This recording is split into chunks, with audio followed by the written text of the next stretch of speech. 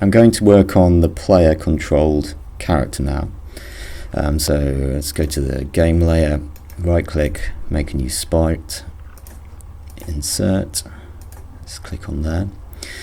Now the sprite I've created in here, it's this kind of cyber wasp thingy, and it's a 2-frame animation, just very simple, just to give the impression that it's got wings that are kind of flapping, and then it's got a bank left and a bank right animation.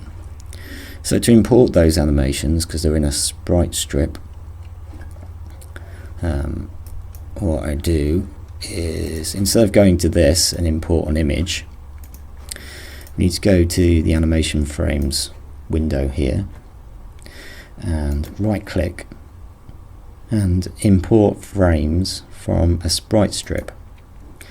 And if I find where's it gone, laser wasp, open, and it'll ask you for the number of horizontal cells and vertical cells and divide it up appropriately. So it's only got 1 vertical cell and it has 2 horizontal cells because it's a 2-frame animation, and it'll always create this kind of extra sort of blank frame at the beginning, and all you do is just press delete and get rid of that.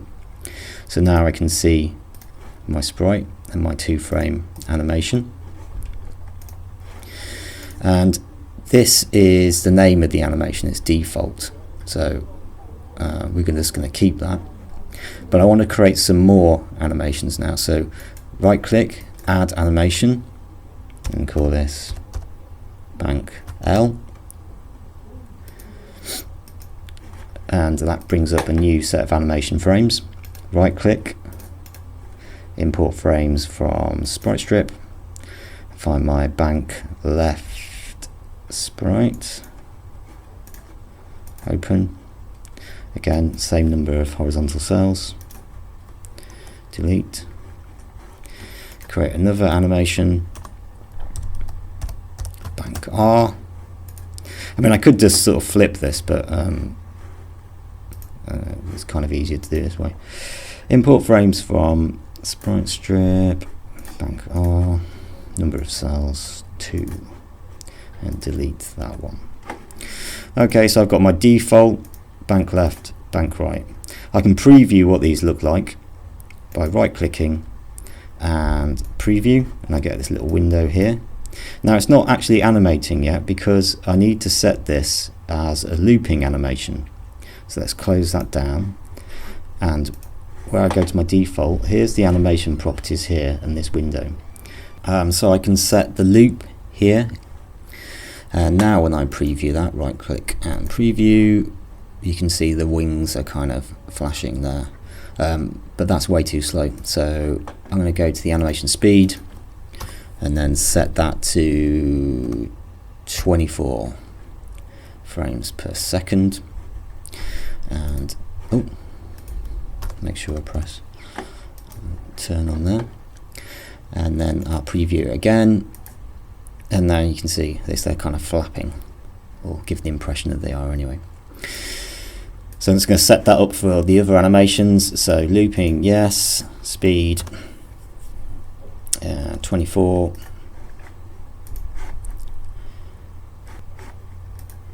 looping, yes. Just check all those out. Yep, that's working fine. So let's close that down, and now we have our sprite. You can see that the origin of it is set to the center, and the widget here is showing the direction to be facing 0 degrees in that direction. So we're going to have to go back into the sprite and change this orientation of it. Otherwise, when we start to play around with the position and motion of it, things are going to get a bit messed up. So, because what we need is that widget to be facing in that direction. So let's go back to the sprite again, and what we need to do is rotate it clockwise by 90 degrees. So we need to do that for all the sprites. Luckily it's quite simple animation, so it's not so much of a problem.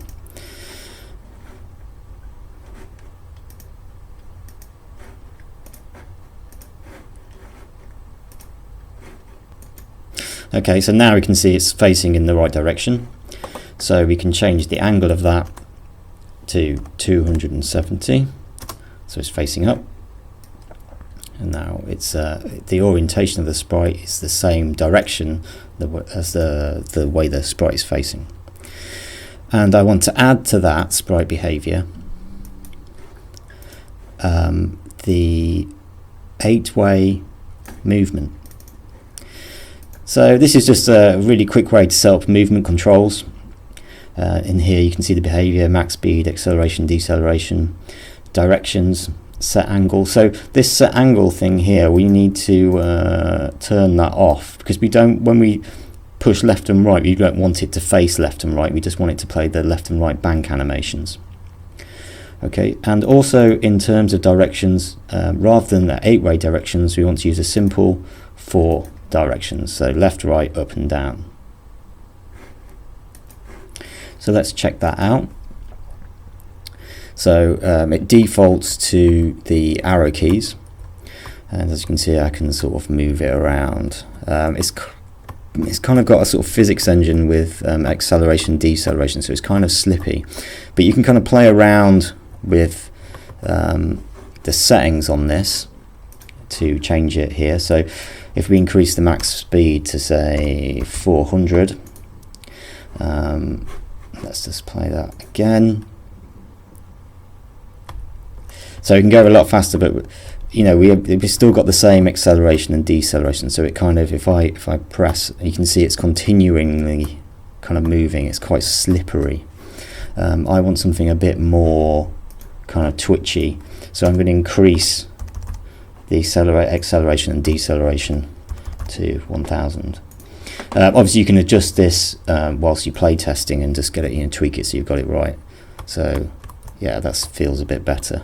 So it's quite fast, quite twitchy, and when I turn, you know, there's only a slight amount of deceleration. Obviously the higher you set the deceleration and acceleration, the more kind of twitchy it kind of becomes. Okay, so we've got the movement set up now, but if we play it, let's just show you this.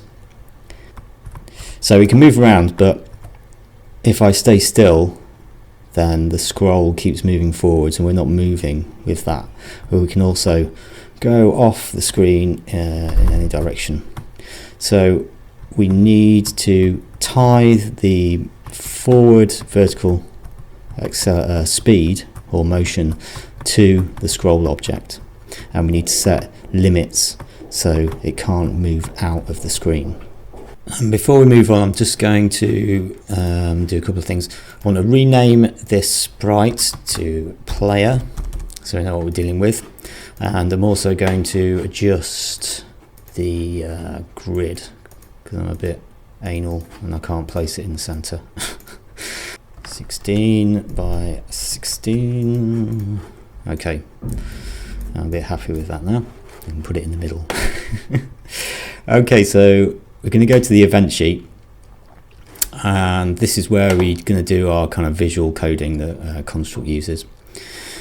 And I need to add another behavior to this player object. So let's right click on there, behavior. So I've got the 8-way directional movement, which is set to 4 directions. I want to add to it some custom movement. Because what I'm going to use this custom movement to set the vertical speed, so it's moving up the screen at the same speed as the scroll object. So I'm going to sort of tie them together basically. So I'm going to add an event. Now I want to tie the speed of the scroll and the player together, and it's something that happens every frame of the game. So I'm going to go to the system event. So this is what's happening. So on every frame, so let's find, where's it gone? Every tick. So a tick is a frame of the game. So every tick, every single frame, I want to make sure that the player set speed in the custom movement, and it's not the overall speed, it is the vertical speed, is set to the scroll object, and its bullet speed. So the behavior on the scroll object that's the bullet speed will be the vertical speed of the player. So we can see that there. So I'll just run through this one more time. System event, every tick, player, set the custom movement, the vertical speed, to the same speed as the scroll object. What we want to also do is make sure we got the angle of motion the same, so it's heading in the right direction. So player, and we're looking for the custom movement. Where's angle? Set angle of motion, that's it, custom movement, angle of motion. So we need to set that to the scroll, the bullet behavior, and the angle of motion. So let's test that. So I'm not pressing anything now, and we can see the wasp is moving forward at the same speed as the scroll object, and I can move around, and every time I let go I remain in the same position. This also means that we can adjust the overall scroll speed through the scroll object. So if we just go back into the game, click on the scroll object, and then we change the bullet speed. Let's go really fast to 300, and then replay the game. Yeah, and now you can see we're going a lot faster. So we can use that in a sort of in a game mechanic, so bits where the level speeds up or where it stops, or later on we're going to actually reduce the speed to nothing when we do the boss battle. I'm going to set the limits now of the player movement tied to the scroll object again. So what we need to do is compare where the player is in comparison to where the scroll is, and we're going to work on the X and Y axes with these. So Y is up and down, X is left and right. So the event is we're going to compare the player Y position, and when in the Y coordinate, the very top of our level is 0, going down to, I can't remember how big our level was, it was something like 3,000 or something like that. So as we're going up through the level, we're going up the screen, then Y is decreasing. So what we need to do is set the comparison to be greater or equal to the scroll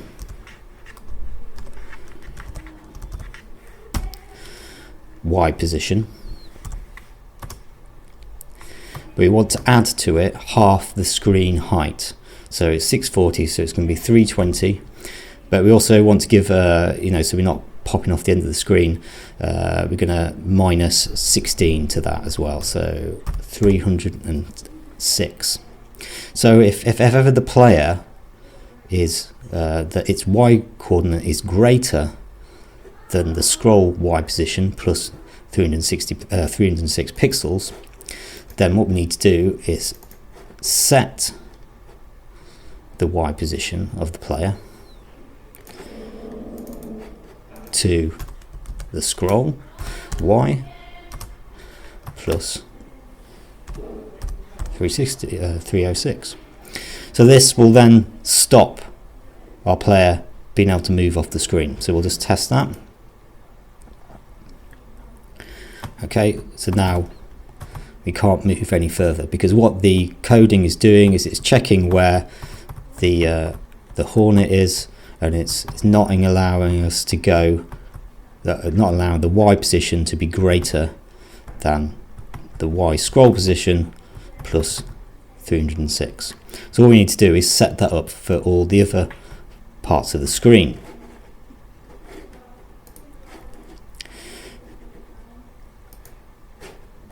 So we're just going to copy this, Control C, Control V, and we're going to edit it. So instead of being greater than, we're going to do less than or equal, because remember, Y coordinate decreases as we move up. So scroll minus 306. Done. And edit this by double clicking on it and set it the same. and then let's test that. So now we can't go forward anymore. Because we're only scrolling on the vertical and not the X, we don't need to worry about tying it to the scroll object or scroll position. So it's X, it's still on the X axis, so compare X, and in construct it runs from left to right, so the far left of the screen is 0, so it's going to add 16 to that, so we're not popping off the edge, and it's going to be less than or equal to 16, then player set X is 16. And for the other side, compare X is greater or equal to, so our screen width is 480 minus 16, which is 464, and set it the same.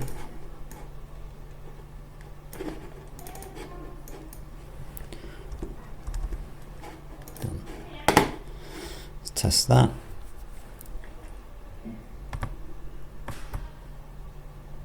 So now we set the limits for the player.